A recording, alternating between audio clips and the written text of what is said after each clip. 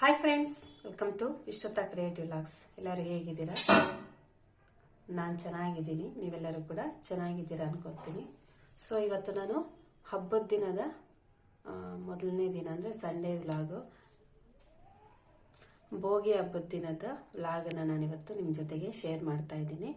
So ಭೋಗಿ ಅಂತ ನಾವು ಸಪ್ರೇಟಾಗಿ ಏನು ಮಾಡೋದಿಲ್ಲ, ಸಿಂಪಲ್ಲಾಗಿ ಸಂಕ್ರಾಂತಿ ಹಬ್ಬದ ದಿನ ಪೂಜೆ ಮಾಡಿ ನಾರ್ಮಲಾಗಿ ಮಾಡ್ತೀವಿ. ಆಂಧ್ರ ತಮಿಳ್ನಾಡಲ್ಲಾದರೆ ತುಂಬ ಚೆನ್ನಾಗಿ ಮಾಡ್ತಾರೆ, ಬಟ್ ನಮಗೇನು ಆ ಥರ ಗ್ರ್ಯಾಂಡಾಗಿ ಮಾಡೋ ರೂಢಿ ಏನೂ ಇಲ್ಲ, ಸಿಂಪಲ್ಲಾಗಿ ಮಾಡ್ತೀವಿ. ಸೊ ನಾಳೆ ಹಬ್ಬ ಆಗಿರೋದ್ರಿಂದ ಇವತ್ತು ಕ್ಲೀನಿಂಗು ಅದು ಇದು ಎಲ್ಲ ಕೂಡ ಇವತ್ತೇನೆ ಮಾಡ್ಕೊತೀವಿ. ನಾಳೆ ಸಂಕ್ರಾಂತಿನ ಸಿಂಪಲ್ಲಾಗೇ ಸೆಲೆಬ್ರೇಟ್ ಮಾಡ್ತೀವಿ. ಸೊ ಇವತ್ತು ಸಂಡೇ ವ್ಲಾಗ್ನ ನಾನು ನಿಮ್ಮ ಜೊತೆಗೆ ಶೇರ್ ಮಾಡ್ತಾ ಇದ್ದೀನಿ. ಸೋಯಾ ಗ್ರೇವಿ ಮಾಡಿಬಿಟ್ಟು ಗೀ ರೈಸ್ ಮಾಡೋಣ ಅಂತೇಳ್ಬಿಟ್ಟು ಬಂದಿದ್ದೀನಿ. ಸೋಯಾಗೆ ಒಂದು 10-15 ನಿಮಿಷ ನೆನೆಸಿಟ್ಕೊಳ್ಳೋದಕ್ಕೆ ಬಿಸಿನೀರನ್ನು ತಗೊಂಡು ಅದರಲ್ಲಿ ಸೋಯಾ ಚಂಕ್ಸ್ನ ಹಾಕ್ತಾಯಿದ್ದೀನಿ, ಅಂದರೆ ಮೀಲ್ ಮೇಕರ್ನ ಹಾಕ್ಬಿಟ್ಟು ಒಂದು ಸ್ವಲ್ಪ ಹೊತ್ತು ನೆನೆಯೋಕ್ಕೆ ಬಿಟ್ಬಿಡೋಣ. ಒಂದು 10-15 ನಿಮಿಷವರೆಗೂ ನೆಂದರೆ ಚೆನ್ನಾಗಿರುತ್ತೆ ಮೆತ್ತಿಗೆ. ಅದು ನೆನೆಯೋಷ್ಟೊತ್ತಿಗೆ ನಾನು ಮಸಾಲೆನೆಲ್ಲ ಕೂಡ ರುಬ್ಕೊಂಡು ಒಗ್ಗರಣೆಗೆ ಇಟ್ಕೊಬಿಡ್ತೀನಿ. ಅಲ್ಲಿವರೆಗೂ ಇದು ಚೆನ್ನಾಗಿ ನೆನ್ಕೊಳ್ಳುತ್ತೆ. ಫಸ್ಟೇ ನಾನು ಸ್ವಲ್ಪ ಗೋಡಂಬಿ ಮತ್ತು ಗಸಗಸೆನ ನೆನೆಸಿಟ್ಟಿದ್ದೆ, ಚೆನ್ನಾಗಿರುತ್ತೆ ಟೇಸ್ಟು ಅಂತ. ಅದನ್ನು ಮಿಕ್ಸಿ ಜಾರ್ಗೆ ಹಾಕ್ಕೊಂಡಿದ್ದೀನಿ. ಈಗ ಇದರಲ್ಲೇ ಸ್ವಲ್ಪ ಲವಂಗ,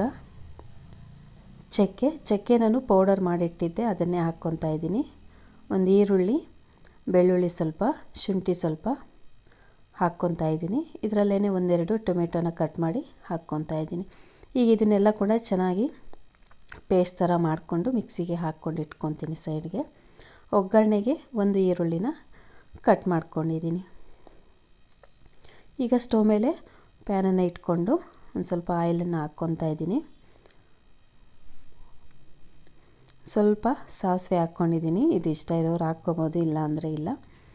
ನಂತರ ಇದರ ಸಾಸಿವೆ ಎಲ್ಲ ಚೆನ್ನಾಗಿ ಚಿಟಪಟ ಆದಮೇಲೆ ಈರುಳ್ಳಿನ ಹಾಕ್ಕೊಂಡು ಚೆನ್ನಾಗಿ ಕಲರ್ ಚೇಂಜ್ ಆಗೋವರೆಗೂ ಕೂಡ ಫ್ರೈ ಮಾಡ್ಕೋಬೇಕು.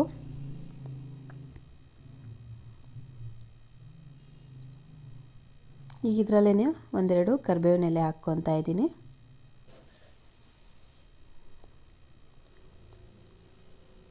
ಈರುಳ್ಳಿ ಚೆನ್ನಾಗಿ ಫ್ರೈ ಮಾಡ್ಕೊಂಡ್ಮೇಲೆ ಇದರಲ್ಲೇ ಸ್ವಲ್ಪ ನಾನು ಚಿಲ್ಲಿ ಪೌಡರ್ನ ಸೇರಿಸ್ಕೊತಾ ಇದ್ದೀನಿ.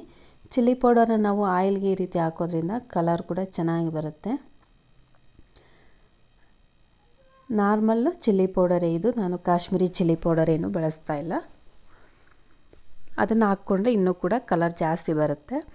ಈಗ ಇದರಲ್ಲಿ ನಾವು ಪೇಸ್ಟ್ ಮಾಡಿ ಇಟ್ಕೊಂಡಿದ್ದನ್ನು ಹಾಕ್ಕೊಂಡು ಆಯಿಲು ಚೆನ್ನಾಗಿ ಮೇಲೆಗೆ ತೇಲ್ ಬರಬೇಕು, ಅಲ್ಲಿವರೆಗೂ ಚೆನ್ನಾಗಿ ಈ ರೀತಿ ಆಯಿಲಲ್ಲಿ ಫ್ರೈ ಮಾಡ್ಕೊಳ್ಳಿ. 1-2-3 ನಿಮಿಷ ಲೋ ಫ್ಲೇಮಲ್ಲೇ ಫ್ರೈ ಮಾಡ್ಕೋಬೇಕು. ಮತ್ತು ತಳ ಹತ್ತೋದಕ್ಕೆ ಬಿಡಬಾರ್ದು, ತಳ ಹತ್ತಿಸಿದ್ರೆ ಒಂದು ಸ್ವಲ್ಪ ಕಹಿ ಥರ ಅನಿಸುತ್ತೆ. ಹಾಗಾಗಿ ತಳ ಹತ್ತೋಕ್ಕೆ ಬಿಡ್ತೀರ ಆಯಿಲ್ ಈ ರೀತಿ ಸ್ವಲ್ಪ ಮೇಲೆಗೆ ಬರೋವರೆಗೂ ಕೂಡ ಅದರ ಹಸಿ ವಾಸನೆ ಹೋಗೋವರೆಗೂ ಚೆನ್ನಾಗಿ ಈ ರೀತಿ ಫ್ರೈ ಮಾಡಿಕೊಂಡು, ಈಗ ಇದರಲ್ಲಿ ಸ್ವಲ್ಪ ಧನಿಯಾ ಪುಡಿ, ಸ್ವಲ್ಪ ಜೀರಿಗೆ ಪುಡಿ, ಹಾಗೆಯೇ ಸ್ವಲ್ಪ ಗರಂ ಮಸಾಲನ ಹಾಕ್ಕೊತಾ ಇದ್ದೀನಿ. ಜೀರಿಗೆ ಪುಡಿ ಅರ್ಧ ಸ್ಪೂನಷ್ಟು, ಗರಂ ಮಸಾಲ 1 ಸ್ಪೂನು, ಧನಿಯಾ ಪುಡಿ ನಾನು 2 ಸ್ಪೂನ್ ಹಾಕ್ಕೊಂಡಿದ್ದೀನಿ. ಇದನ್ನು ಕೂಡ ಒಂದು ಸ್ವಲ್ಪ ಹೊತ್ತು ಇದರಲ್ಲಿ ಬಾಡಿಸ್ಕೊಂಡ್ಮೇಲೆ ನಮಗೆ ಎಷ್ಟು ನೀರು ಬೇಕೋ ಅಷ್ಟನ್ನು, ಅಂದರೆ ನಮಗೆ ಎಷ್ಟು ಗ್ರೇವಿ ಬೇಕಾಗುತ್ತೋ ಅದನ್ನು ನೋಡಿಕೊಂಡು ಕ್ವಾಂಟಿಟಿನ ಇದರಲ್ಲಿ ನೀರನ್ನು ಸೇರಿಸ್ಕೊಳ್ಳೋಣ. ನೀರನ್ನು ಸೇರಿಸ್ಕೊಂಡು ಉಪ್ಪು ಕೂಡ ಹಾಕಿಬಿಟ್ಟು ಚೆನ್ನಾಗಿ ಸ್ವಲ್ಪ ಹೊತ್ತು ಕುದಿಸ್ಕೋಬೇಕು. 1-2-3 ನಿಮಿಷ ಚೆನ್ನಾಗಿ ರೀತಿ ಕುದಿಸ್ಕೊಂಡ್ಮೇಲೆ ಅಷ್ಟೊತ್ತಿಗೆ ನಾವು ಸೋಯಾ ನೀರಲ್ಲಿ ನೆನೆಸಿಟ್ಟಿದ್ವಲ್ಲ ಅದು ಕೂಡ ಚೆನ್ನಾಗಿ ನೀರನ್ನು ಹಿಂಡಿಬಿಟ್ಟು ಸೈಡ್ಗೆ ತಗೊಳ್ಳೋಣ.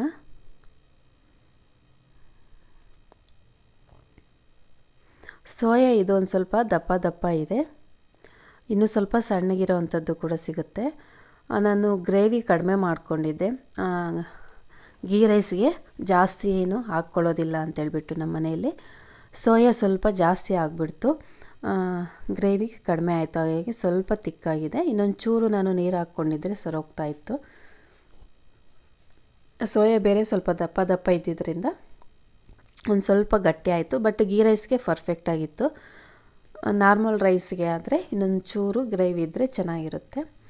ಒಂದು 2 ನಿಮಿಷ ಇದನ್ನು ಲೋ ಫ್ಲೇಮಲ್ಲೇ ನಾವು ಚೆನ್ನಾಗಿ ಕುದಿಸ್ಕೋಬೇಕು. ಸೋಯಾ ಕೂಡ ಚೆನ್ನಾಗಿ ಮಸಾಲೆ ಉಪ್ಪು ಖಾರ ಎಲ್ಲ ಕೂಡ ಹಿಡ್ಕೊಳ್ಳೋವರೆಗೂ ಈ ರೀತಿ ಕುದಿಸ್ಕೊಂಡ್ಮೇಲೆ ಕೊನೆಯದಾಗಿ ನಾವು ಸ್ವಲ್ಪ ಕೊತ್ತಂಬರಿ ಸೊಪ್ಪನ್ನು ಉದುರಿಸ್ಕೊಂಡು ಸ್ಟವ್ನ ಆಫ್ ಮಾಡಿಕೊಂಡ್ರೆ ಸೋಯಾ ಗ್ರೇವಿ ರೆಡಿ ಆಯಿತು.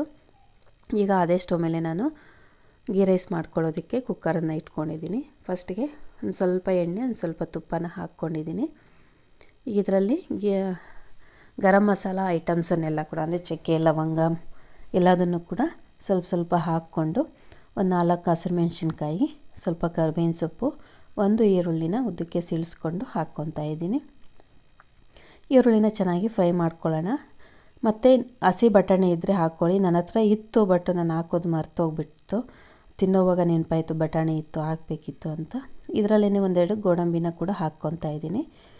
ಇದನ್ನೆಲ್ಲ ಕೂಡ ಚೆನ್ನಾಗಿ ಫ್ರೈ ಮಾಡ್ಕೊಂಡ್ಮೇಲೆ ನಾವು ಅಕ್ಕಿ ಎಷ್ಟು ತೊಗೊಂಡಿದ್ದೆವೋ ಅದಕ್ಕೆ ಡಬಲ್ ನೀರನ್ನು ಹಾಕ್ಕೋಬೇಕು. ಅಂದರೆ 1 ಗ್ಲಾಸ್ ಅಕ್ಕಿ ಹಾಕ್ಕೊಂಡ್ರೆ 2 ಗ್ಲಾಸು ನೀರನ್ನು ಹಾಕ್ಕೊತಾ ಇದ್ದೀನಿ. ಅಕ್ಕಿನ ನಾನು ಮೊದಲೇ ನೆನೆಸಿಟ್ಟಿದ್ದೆ. ಈಗ ರುಚಿಗೆ ತಕ್ಕಷ್ಟು ಉಪ್ಪನ್ನು ಹಾಕ್ಕೊಂಡು ನೀರು ಕುದಿ ಬಂದಮೇಲೆ ನೆನೆಸಿಟ್ಟಿರೋ ಅಕ್ಕಿನ ನೀರೆಲ್ಲ ತೆಗೆದುಬಿಟ್ಟು ಅಕ್ಕಿನ ಸೇರಿಸ್ಕೊತಾ ಇದ್ದೀನಿ. ಉಪ್ಪು ಒಂದು ಸಲ ಟೇಸ್ಟ್ ಮಾಡಿ ನೋಡ್ಕೊಳ್ಳಿ, ಉಪ್ಪು ಕರೆಕ್ಟಾಗಿದೆಯಾ ಇಲ್ವಾ ಅಂತ. ಒಂದು ಸಲ ಮಿಕ್ಸ್ ಮಾಡಿಕೊಂಡು ಇದರಲ್ಲಿ ಸ್ವಲ್ಪ ಕೊತ್ತಂಬರಿ ಸೊಪ್ಪನ್ನು ಕೂಡ ಹಾಕ್ಕೊಂಡು ತುಪ್ಪ ನಾನು ಇನ್ನೊಂದು ಚೂರು ಮತ್ತೆ ಮೇಲೆ ಹಾಕ್ಕೊತಾ ಇದ್ದೀನಿ. ಟೇಸ್ಟ್ ನೋಡಿಕೊಂಡು ಉಪ್ಪು ಕರೆಕ್ಟಾಗಿತ್ತು, ಅಕಸ್ಮಾತ್ ಕಡಿಮೆ ಇತ್ತು ಅಂದರೆ ನಾವು ಇನ್ನೊಂದು ಸಲ ಹಾಕ್ಕೊಂಡು ಕುಕ್ಕರ್ ಲಿಡ್ನ ನಾನು ಕ್ಲೋಸ್ ಮಾಡಿಕೊಂಡು 2 ವಿಸಿಲನ್ನು ಹಾಕ್ಸ್ಕೊತೀನಿ. 2 ವಿಸಿಲ್ಗೆ ರೈಸು ಪರ್ಫೆಕ್ಟಾಗಿ ಆಗಿರುತ್ತೆ. ಕುಕ್ಕರು ವಿಸಿಲ್ ಬಂದಮೇಲೆ ತಣ್ಣಗಾಗಿದೆ. ಈಗ ನೋಡಿ ರೈಸು ಚೆನ್ನಾಗಾಗಿತ್ತು. ಬಟಾಣಿ ಹಾಕೋದು ನಾನು ಮಿಸ್ ಮಾಡಿಕೊಂಡೆ, ಮರ್ತೋಯ್ತು, ನೆನಪೇ ಬರಲಿಲ್ಲ ಹಾಕೋವಾಗ. ಸೊ ರೈಸ್ ಕೂಡ ಆಗಿದೆ. ಎಲ್ಲ ಊಟ ಆದಮೇಲೆ ನಾಳೆ ಇನ್ನು ಹಬ್ಬಕ್ಕೆ ಎಳ್ಳು ಬೆಲ್ಲ ಬೇಕಲ್ವ, ಅದಕ್ಕೆ ಕಡಲೆ ಬೀಜ ನಾನು ಮನೆಯಲ್ಲೇ ಇದು ಕಾಯಿ ಇತ್ತು, ಕಾಯಲ್ಲೇ ನಾನು ಸುಲ್ಕೊಂಡು ದಪ್ಪ ಬೀಜನ ಮಾತ್ರ ಇದಕ್ಕೆ ತೊಗೊಂಡಿದ್ದೀನಿ. ಸಣ್ಣ ಸಣ್ಣ ಬೀಜನ ಹಾಗೇ ಇಟ್ಟಿದ್ದೀನಿ, ಅದನ್ನು ಚಟ್ನಿಗೆ ಏನಕ್ಕೆ ಅದು ಬಳಸ್ಕೊಳ್ಳೋಣ ಅಂತ. ಈಗ ಇದನ್ನು ಹುರ್ಕೊಳ್ಳೋದಕ್ಕೆ ದಪ್ಪ ತಳದಾದರೆ ಚೆನ್ನಾಗಿ ರೋಸ್ಟ್ ಆಗುತ್ತೆ, ತೆಳ್ಳಗಿರೋ ತಳದಾದರೆ ಬೇಗ ಕಲರ್ ಚೇಂಜ್ ಆಗಿಬಿಡುತ್ತೆ, ಆದರೆ ಚೆನ್ನಾಗಿ ಫ್ರೈ ಆಗೋದಿಲ್ಲ. ಅದರಿಂದ ದಪ್ಪ ತಳ ಇರೋದನ್ನು ತಗೊಂಡು ಮೀಡಿಯಮ್ ಫ್ಲೇಮಲ್ಲಿ ಚೆನ್ನಾಗಿ ರೋಸ್ಟ್ ಮಾಡ್ಕೋಬೇಕು. ಇದು ಸ್ವಲ್ಪ ಬಾಣಲಿ ದಪ್ಪ ಇರೋದ್ರಿಂದ ಚೆನ್ನಾಗಿ ರೋಸ್ಟ್ ಆಗುತ್ತೆ, ಕಲರ್ ಚೇಂಜ್ ಆಗೋದಿಲ್ಲ ಬೇಗ. ಮೀಡಿಯಮ್ ಫ್ಲೇಮಲ್ಲಿ ಇಟ್ಕೊಂಡು ಚೆನ್ನಾಗಿ ಕಡಲೆ ಬೀಜನ ಹುರ್ಕೋಬೇಕು. ನಾನು ಈ ಸಲ ಅಂಗಡಿಯಿಂದ ರೆಡಿಮೇಡ್ ತರ್ತಾಯಿಲ್ಲ, ರೆಡಿಮೇಡ್ದು ಅಷ್ಟು ನನಗೆ ಇಷ್ಟ ಆಗೋದಿಲ್ಲ. ಎಮರ್ಜೆನ್ಸಿ ಆದರೆ ಲಾಸ್ಟ್ ಟೈಮು ಮಾಡ್ಕೊಂಡಿರಲಿಲ್ಲ, ನಾನು ಅಂಗಡಿಯಿಂದನೇ ತಂದುಬಿಟ್ಟಿದ್ದೆ. ಇನ್ನೊಂದೇನೆಂದರೆ ನಮ್ಮ ಮನೇಲಿ ಸ್ವಲ್ಪ ಜಾಸ್ತಿನೇ ಬೇಕು. ಹಬ್ಬ ಆಗೋದ್ರೂ ಕೂಡ ಮತ್ತೆ ಕೇಳ್ತಾ ಇರ್ತಾರೆ ಸ್ಕೂಲಿಂದ ಬಂದಮೇಲೆ. ಸೊ ಹಾಗಾಗಿ ಒಂದು ಸ್ವಲ್ಪ ಜಾಸ್ತಿನೇ ಬೇಕು ಅಂತೇಳ್ಬಿಟ್ಟು ಮನೆಯಲ್ಲೇ ಮಾಡ್ಕೊಳ್ಳೋಣ ಅಂತ ಕಡಲೆ ಬೀಜನ ನಾನು ಮಧ್ಯಾಹ್ನ ಸುಲ್ಕೊಂಡಿದ್ದೆ. ನೋಡಿ ಜಾಸ್ತಿ ಕಲರ್ ಏನೂ ಚೇಂಜ್ ಆಗಿಲ್ಲ, ಬಟ್ ಚೆನ್ನಾಗಿ ರೋಸ್ಟ್ ಆಗಿತ್ತು. ಸೂಪರಾಗಿ ಬಂತು ಕಡಲೆ ಬೀಜ ಮಾತ್ರ, ಅಷ್ಟು ಚೆನ್ನಾಗಿ ರೋಸ್ಟ್ ಆಗಿತ್ತು.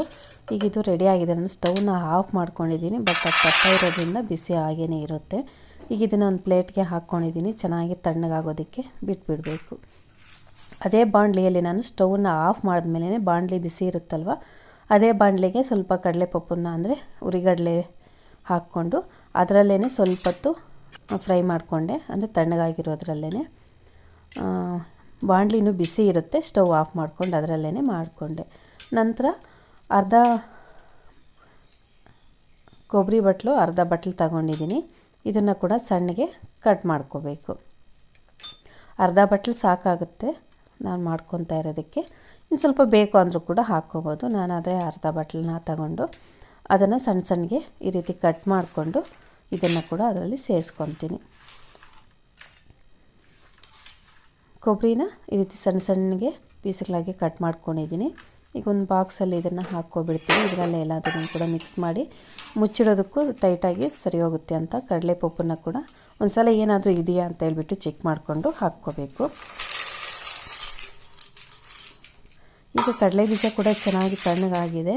ಈಗ ಇದನ್ನು ಹೊಟ್ಟೆಲ್ಲ ಕೂಡ ತೆಗೆದುಬಿಟ್ಟು ಕ್ಲೀನ್ ಮಾಡ್ಕೋಬೇಕು. ಒಂದು ಬಟ್ಲನ್ನ ತಗೊಂಡು ನಾನು ನೋಡಿ ಈ ರೀತಿ ಸ್ಮ್ಯಾಶ್ ಮಾಡ್ತಾಯಿದ್ದೀನಿ. ಈಗ ಮಾಡಿದಾಗ ಕಡಲೆ ಬೀಜ ಹೋಳು ಆಗುತ್ತೆ, ಹಾಗೆಯೇ ಒಟ್ಟು ಕೂಡ ಚೆನ್ನಾಗಿ ನೀಟಾಗಿ ಒಟ್ಟೋಗುತ್ತೆ. ಸೌಂಡ್ ಬರ್ತಾ ಇರೋದು ಎಷ್ಟು ಚೆನ್ನಾಗಿ ಬರ್ತಾ ಇತ್ತು ನೋಡಿ, ಅಷ್ಟು ಚೆನ್ನಾಗಿ ಫ್ರೈ ಆಗಿತ್ತು ಕಡಲೆ ಬೀಜ. ಈಗ ಎಲ್ಲ ಇದನ್ನು ಕೂಡ ಸ್ಮ್ಯಾಶ್ ಮಾಡ್ಕೊಂಡ್ಮೇಲೆ ಈ ರೀತಿ ಈಗ ಇದನ್ನು ಒಟ್ಟೆಲ್ಲ ಕೂಡ ಸೇರ್ಕೊಂಡು ಬಂದುಬಿಡ್ತೀನಿ. ಈ ರೀತಿ ಉಜ್ಜಿದಾಗ ಒಟ್ಟು ಹೋಗುತ್ತೆ, ಕಡಲೆ ಬೀಜ ಹೋಳು ಕೂಡ ಆಗುತ್ತೆ. ಅಂದರೆ 2 ಹೋಳು ಆಗುತ್ತಲ್ವ ಕಡಲೆ ಬೀಜ, ಅದು ದ್ವಿದಳ ಧಾನ್ಯ, ಆ ರೀತಿ ಹೋಳಾಗುತ್ತೆ ನೀಟಾಗಿ. ಮತ್ತು ಸಣ್ಣ ಸಣ್ಣಕ್ಕೆ ರೌಂಡಾಗಿ ಒಂದು ಸ್ವಲ್ಪ ಇದ್ದೋಗುತ್ತೆ ನೋಡಿ, ಮೊಳಕೆ ಥರ, ಆ ಥರದ್ದು ಅದನ್ನು ಸೈಡ್ಗೆ ಹಾಕ್ಕೊಬಿಟ್ಟು ಮಿಕ್ಕಿದ್ದನ್ನೆಲ್ಲ ಕೂಡ ನಾನು ಕೇರ್ಕೊಂಡು ಬರ್ತೀನಿ. ನೋಡಿ ಎಷ್ಟು ನೀಟಾಗಿ ಎಲ್ಲ ಒಟ್ಟೋಗಿದೆ, ಎಲ್ಲೋ ಒಂದೊಂದಿದೆ ಅಷ್ಟೇ. ಈಗ ಇದನ್ನು ಕೂಡ ಇದರಲ್ಲಿ ಸೇರಿಸ್ಕೊತಾ ಇದ್ದೀನಿ. ಒಂದು ಸ್ವಲ್ಪ ಹಾಗೇ ಇಟ್ಕೊಂಡಿದ್ದೀನಿ, ನೋಡ್ಕೊಂಡು ಬೇಕು ಅಂತ ಹಾಕ್ಕೊಳ್ಳೋಣ ಅಂತ. ಮತ್ತು ಇದು ಜೀರಿಗೆದು ಪಪ್ರಮೆಂಟ್ ಅಂತೀವಲ್ವ ಅದು ಮತ್ತು ಎಳ್ಳು ನಾನು 100 ಗ್ರಾಮ್ ಎಳ್ಳು ಹಾಕ್ಕೊತಾ ಇದ್ದೀನಿ ಇದರಲ್ಲಿ. ಇದರ ಸಕ್ಕರೆ ಬಿಳ್ಳೆಗಳು ಇದನ್ನು ಕೂಡ ಹಾಕ್ಕೊಂಡು ಒಂದು ಸಲ ಮಿಕ್ಸ್ ಮಾಡ್ಕೊತೀನಿ. ಇನ್ನೊಂದು ಮೇನ್ ಇಂಪಾರ್ಟೆಂಟ್ ಇದರಲ್ಲಿ ಮರ್ತೋಗಿದ್ದೇನು ಅಂತಂದರೆ ಬೆಲ್ಲ. ಎಲ್ಲ ಮಿಕ್ಸ್ ಮಾಡುವಾಗ ಮತ್ತೆ ನೆನಪಾಯಿತು, ಬೆಲ್ಲ ಹಾಕಿಲ್ಲಲ್ವ ಇನ್ನೂ ನಾನು ಅಂತ. ನಂತರ ಬೆಲ್ಲನ ಕೂಡ ಪುಡಿ ಮಾಡಿಕೊಂಡು ಅದರಲ್ಲಿ ಸಣ್ಣ ಸಣ್ಣ ನೋಡಿ ಈ ರೀತಿ ದಪ್ಪ ದಪ್ಪ ಥರ ಸ್ವಲ್ಪ ಇರುತ್ತಲ್ವ, ಆ ಥರ ತಗೊಂಡು ಪುಡಿನೆಲ್ಲ ಕೂಡ ನಾನು ಸೈಡ್ಗೆ ಇಟ್ಟಿದ್ದೀನಿ. ಅದನ್ನು ನಾವು ಸ್ವೀಟ್ ಪೊಂಗಲ್ಗೆ ನಾಳೆ ಹಾಕ್ಕೊಳ್ಳೋಕ್ಕಾಗುತ್ತೆ ಅಂತೇಳ್ಬಿಟ್ಟು ಇದಕ್ಕೆ ಯಾವ ರೀತಿ ನಾವು ಕಟ್ ಮಾಡಿರೋ ಪೀಸ್ಗಳು ಹಾಕ್ಕೊತೀವಲ್ಲ, ಆ ರೀತಿ ಇರೋ ಪೀಸಸನ್ನು ಮಾತ್ರ ಹಾಕ್ಕೊಂಡು ಇದರಲ್ಲಿ ಮಿಕ್ಸ್ ಮಾಡ್ಕೊತಾ ಇದ್ದೀನಿ. ಈಗ ನೋಡಿ ಸುಮಾರು 1 kg ಅಷ್ಟಾಗಿತ್ತು, ಮೇ ಬಿ ಇನ್ನೂ ಜಾಸ್ತಿನೇ ಇರುತ್ತೆ. ಕಡಲೆಪಪ್ಪು ಎಲ್ಲ ಕೂಡ ಮನೆಯಲ್ಲೇ ಇತ್ತು, ಸಕ್ಕರೆದು ಬೆಳ್ಳೆಗಳಿರುತ್ತಲ್ವ ಅದು ಕೂಡ ಮನೆಯಲ್ಲೇ ಇತ್ತು. ಎಳ್ಳು ಮತ್ತು ಆ ಕಲರ್ದಿತ್ತಲ್ವ ಪಪ್ಪರ್ಮೆಂಟ್, ಜೀರಾ ಪಪ್ಪರ್ಮೆಂಟ್, ಅವೆರಡೂ ಮಾತ್ರ ನಾನು ತಂದಿದ್ದೆ. ಕೊಬ್ಬರಿ ಬಟ್ಲು ಮನೆಯಲ್ಲೇ ಇತ್ತು. ಇಷ್ಟರಲ್ಲೇ ನಾವು 1 kg ಅಷ್ಟು ಮಾಡ್ಕೊಂಡ್ವಿ. ನಮ್ಗೆ ಎಷ್ಟು ಬೇಕೋ ಅಷ್ಟು ತಿನ್ಕೋಬೋದಲ್ವ ಆ ಥರ ಜಾಸ್ತಿ ಮಾಡಿಕೊಂಡಾಗ. ಸೊ ಅದನ್ನೆಲ್ಲ ಕೂಡ ಮಾಡಿ ಆದಮೇಲೆ ನೆಕ್ಸ್ಟು ನಾನು ಈ ಕಡೆ ಮಸಾಲೆ ಡಬ್ಬಿಗಳೆಲ್ಲ ಇಟ್ಟಿದ್ದೆ ಅಲ್ವ, ಅದನ್ನೆಲ್ಲ ಕೂಡ ಗ್ಲಾಸೆಲ್ಲ ಒರೆಸ್ಬಿಟ್ಟು ಒಂದು ಸಲ ಇದನ್ನು ಕ್ಲೀನ್ ಮಾಡ್ಕೊಂಡು ಜೋಡಿಸ್ಕೊಳ್ಳೋಣ ಅಂತೇಳ್ಬಿಟ್ಟು ಇಟ್ಟಿದ್ದೀನಿ. ಕಡಲೆಪಪ್ಪು ಮಿಕ್ಕಿದ್ದು ಕೂಡ ಒಂದು ಬಾಟ್ಲಿಗೆ ಹಾಕ್ಬಿಟ್ಟು ಇಡ್ತಾಯಿದ್ದೀನಿ. ಎಲ್ಲದನ್ನು ಕೂಡ ನೀಟಾಗಿ ಒರೆಸ್ಕೊಂಡು ಒಂದು ಸಲ ಜೋಡಿಸ್ಕೊಬಂದುಬಿಡ್ತೀನಿ ಅಡುಗೆ ಮನೆಯಲ್ಲೂ ಕೂಡ. ಇದು ಮಾಡಿಕೊಂಡ್ರೆ ಎಲ್ಲ ಕೆಲಸ ಮುಗ್ದಾಗೇ ಮನೆ ಒರೆಸೋದು ಬೆಳಗ್ಗೆಗೆ ಒರೆಸ್ಕೊಳ್ಳೋಣ ಅಂತೇಳ್ಬಿಟ್ಟು ಮನೆ ಏನು ಒರೆಸ್ತಿಲ್ಲ, ಕ್ಲೀನಿಂಗ್ ಮಾತ್ರ ಮಾಡ್ಕೊತಾ ಇದ್ದೀನಿ.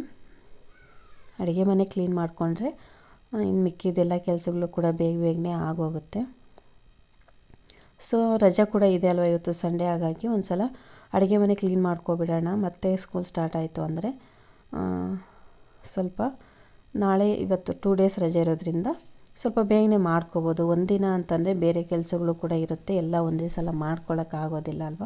ಹಾಗಾಗಿ ನಾನು ಇದನ್ನೆಲ್ಲ ಕೂಡ ಇವತ್ತು ಕ್ಲೀನ್ ಮಾಡ್ಕೊತಾ ಇದ್ದೀನಿ. ಶೆಲ್ಫುಗಳಿಗೆ ಕೂಡ ಹಾಗೆಯೇ ಕ್ಲೀನ್ ಮಾಡಿಕೊಂಡೆ. ಇದನ್ನೆಲ್ಲ ಕೂಡ ಕ್ಲೀನ್ ಮಾಡಿಕೊಂಡ್ರೆ ಕೆಲಸ ಎಲ್ಲ ಮುಗ್ದಾಗೇ ಇನ್ನು ಬೆಳಗ್ಗೆ ಎದ್ದು ಮನೆಗಳಂಗೆ ಸಾರಿಸ್ಕೊಂಡು ದೇವ್ರ ಮನೆ ಕೂಡ ಎಲ್ಲ ಕ್ಲೀನಿಂಗ್ ಆಗಿದೆ. ದೇವ್ರ ಸಾಮಾನೆಲ್ಲ ತೊಳೆದು ಒರೆಸಿ ಎಲ್ಲ ಆಗಿದೆ. ಬೆಳಗ್ಗೆ ಎದ್ದು ಪಟ್ಟಂತ ಪೂಜೆ ಮಾಡ್ಕೋಬೋದು. ಸೊ ಎಲ್ಲ ಕ್ಲೀನಿಂಗ್ ಕೆಲಸ ಆಗೋಗ್ತಲೇ ಇನ್ನು ತಿಂದಿದ್ದು ಕೂಡ ಆಯಿತು. ಹೋಗಿ ಮಲ್ಕೊಂಡ್ರೆ ಬೆಳಗ್ಗೆಗೆ ಮತ್ತೆ ಸ್ಟಾರ್ಟ್ ಆಗುತ್ತೆ ಕೆಲಸ. ಸೊ ನೀವು ನಿಮ್ಮ ಮನೆಯಲ್ಲಿ ಯಾವ ರೀತಿ ಪ್ರಿಪ್ರೇಷನ್ಸ್ ಮಾಡ್ಕೊತಾ ಇದ್ದೀರಾ ಅನ್ನೋದನ್ನು ನನಗೆ ಕಾಮೆಂಟ್ ಮಾಡಿ.